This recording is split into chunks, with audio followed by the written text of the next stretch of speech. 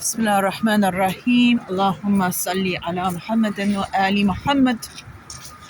I'm here in the holy city of Najaf al-Ashraf, where it is reported that the successor of the Holy Prophet Muhammad, peace be upon him, and his holy progeny, Imam Ali, Amir al-Mu'mineen, Prince of Believers, is buried.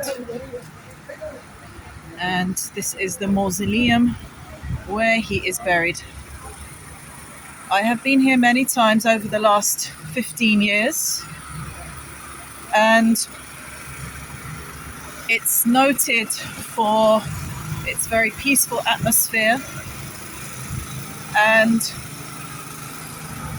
I've noticed online with regard to Ziyarah, with regard to Iraq, with regard to the harams, the mausoleums of the family of the Holy Prophet, peace be upon him, and his holy progeny, that there's quite a lot of misunderstanding and comments that show that people don't really understand the culture, the religious culture of the path of the family of the Holy Prophet, peace be upon him. For example,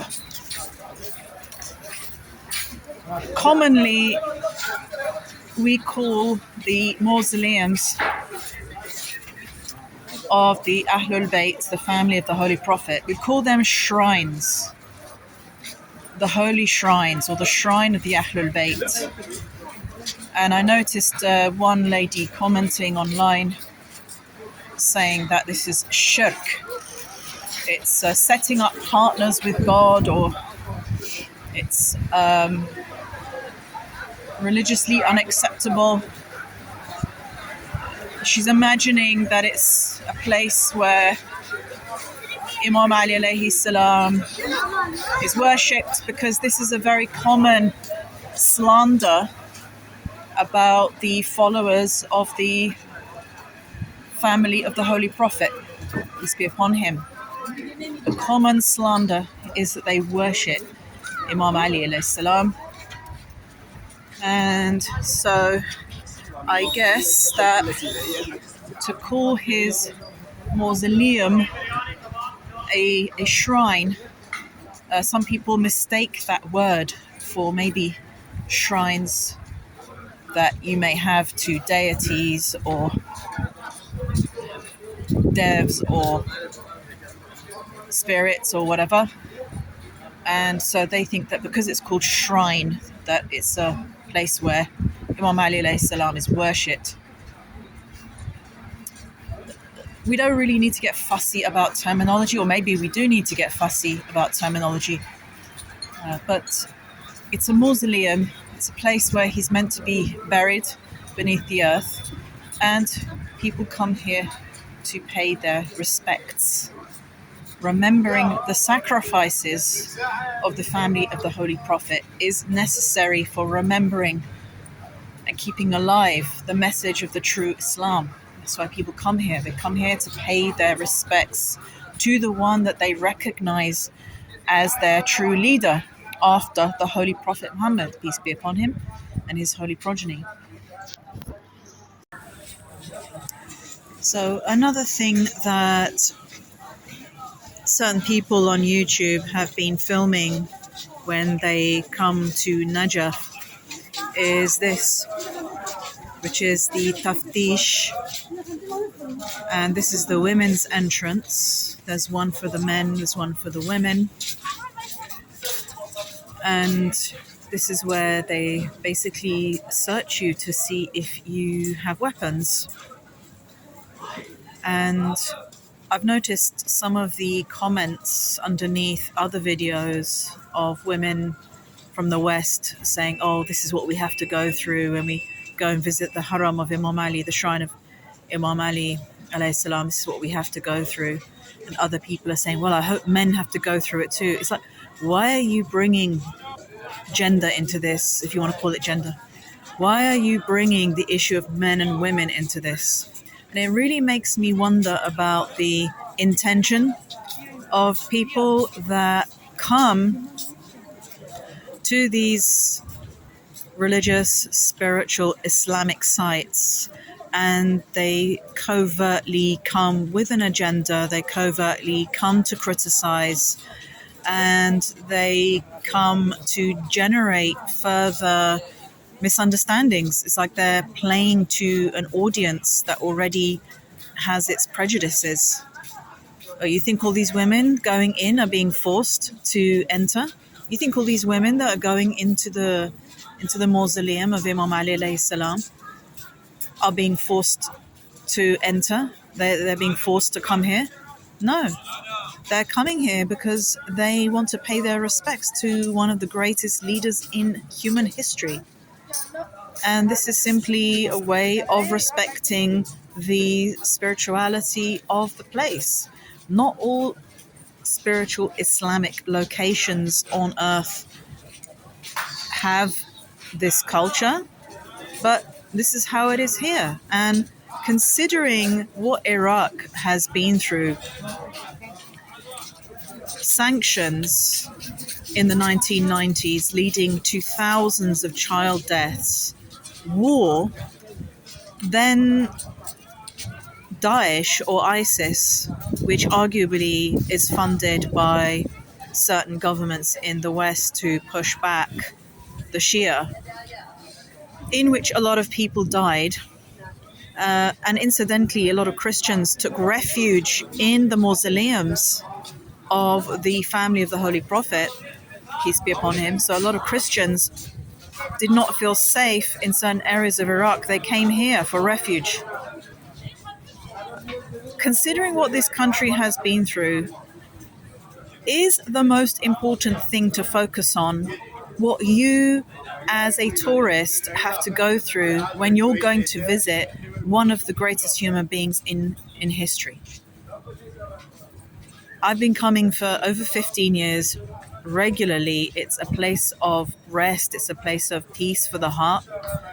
This is a city of knowledge and learning. And why are you focusing on this very minor aspect? The women in here are brave. They have to check for weapons because people from other groups have been known to get in and to utilize their weapons in the shrine areas and kill people and bomb people. And you're going to blame these women for wanting to search you before you go in? So then you have the Kishwaniya, the place where you put your shoes before you go in. And the patience of these people who are doing this for long hours, just taking people's shoes, giving them a token. And I have never seen anyone in all my times of coming for Ziyarah being bad-tempered or being in a bad mood. And people just come, go. This is what you're doing all day. Take the shoes, give the token. Take the shoes, give the token. And with a smile, with a salam, and with no attitude.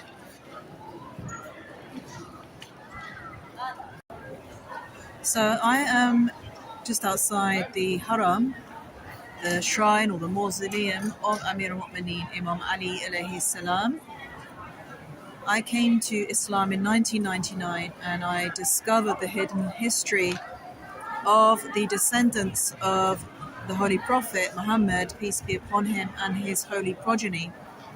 And that brought me to what you can call the path of the Ahlul Bayt, which is the path of the descendants of the Holy Prophet who taught certain things that you don't find in other schools of thought.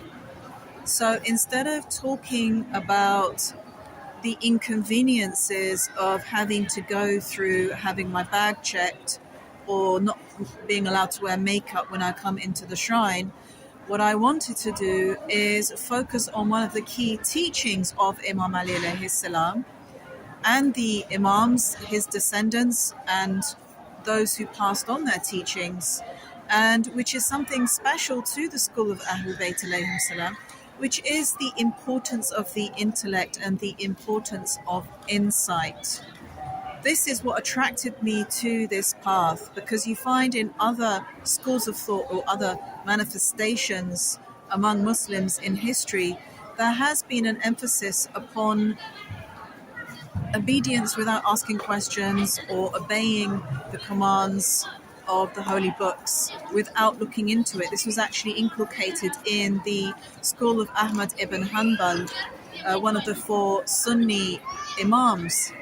They developed this kind of doctrine that for questions that you may have about the religion, about metaphorical aspects or metaphysical aspects or spiritual aspects, if there isn't a clear answer, then there is a kind of a ruling or philosophy that it's not for you to look into it. Like you're just there to follow. You're not there to ask questions or to analyze or to think or to have your opinion. Whereas you find in the school of Ahlul Bayt this emphasis on using your intellect, this emphasis on asking questions. Imam Ali was in the city of Kufa where he asked people to ask him questions. He asked people to seek knowledge from him before he passed away. And another famous saying from Imam Ali alayhi salam is that it is better for you to lose your eyesight than it is to lose your insight. The school of Ahlul Bayt focuses upon the intellect and it welcomes questions. This is why in the hadith collections of the school of Ahlul Bayt, you see many debates going on between the followers of the Imams, not even the followers of the Imams. You see debates and discussions going on, conversations happening between those that used to come to the Imams and want to know about things and the Imams themselves. So the hadith collections in the school of Ahlul Bayt are full of these dialogues. And if someone came to an Imam with a question, then the Imam would even say, God bless you. God bless you for having this question. God bless you for seeking knowledge. And this is not really emphasized in the other schools in the world of Islam, you could say. So this is something that I wanted to talk about, which is that if you are going to make YouTube videos or you are traveling to Iraq and you're trying to show some kind of experience of the holy places in Iraq, you don't need to focus upon the inconveniences of going in and out of the mausoleum. You could look into, for example, the books, the teachings of the Holy Prophet as transmitted by Imam Ali. Who was Imam Ali? What did he go through in his life? How did he teach us to maintain our presence of mind in the face of so many challenges and conflicts? And also for YouTubers and influencers that are coming to Iraq, don't forget what this country has been through when you are coming here. And from what I see when I meet people in this country, in Iraq, considering what they have been through, they are tolerant, they are polite, they have a sense of dignity, they don't pry into your business, and they just calmly welcome you. So if you do want to make your YouTube videos about coming to this country or even about visiting the mausoleums, it might be more helpful to look into the history of the personalities of those who are buried inside these mausoleums, even look into the history of how these mausoleums were built, who are the other scholars that are buried in those mausoleums, and what history have these mausoleums seen over the last 1,000, nearly 500 years. That might be a bit more helpful, a bit more interesting than merely looking at the tiles on the ceiling or talking about how it's inconvenient because you have to wear a chador or an abaya. And I just felt like I wanted to defend these beautiful places in the face of those who may be coming, who may be welcomed through immigration in Iraq, and they come to Iraq with a certain ideological agenda or a certain political agenda, and they're trying to show how Iraq doesn't meet so-called secular Western ideals or secular Western concepts of male-female relations or how we should conduct ourselves as men and women and so on and so forth. I mean, you came all this way, thousands of miles into this country. Maybe you paid for your ticket, or I don't know who paid for your ticket. You've come here to take the trouble to make a video for your YouTube channel. And are you going to focus upon the things that you don't like when you come here? Considering this is an incredible country, there are some beautiful landscapes here. It has an amazing energy, and there is so much to learn here in terms of history, so much to uncover, let alone learning the language and reading the texts that are available. I mean, there's so much here that we could all benefit from. And so why are you coming here just to kind of complain about coming here? If you're going to complain about coming here, then don't come. Like, no one's forced you to get your ticket to come to Iraq. And no one's forced you to come to the Haram. No one's forced you to make your video for your channel. So this is just a few thoughts that I had on YouTubers online that are making videos about coming to Iraq or coming to the mausoleums of some of the best human beings in history, and focusing upon the little petty, what they see as inconveniences of coming here. Remember what people have been through here, and considering what they've been through, I would say they are remarkably balanced and calm and dignified and welcoming. So thank you for listening, and we'll see you in the next video, inshallah.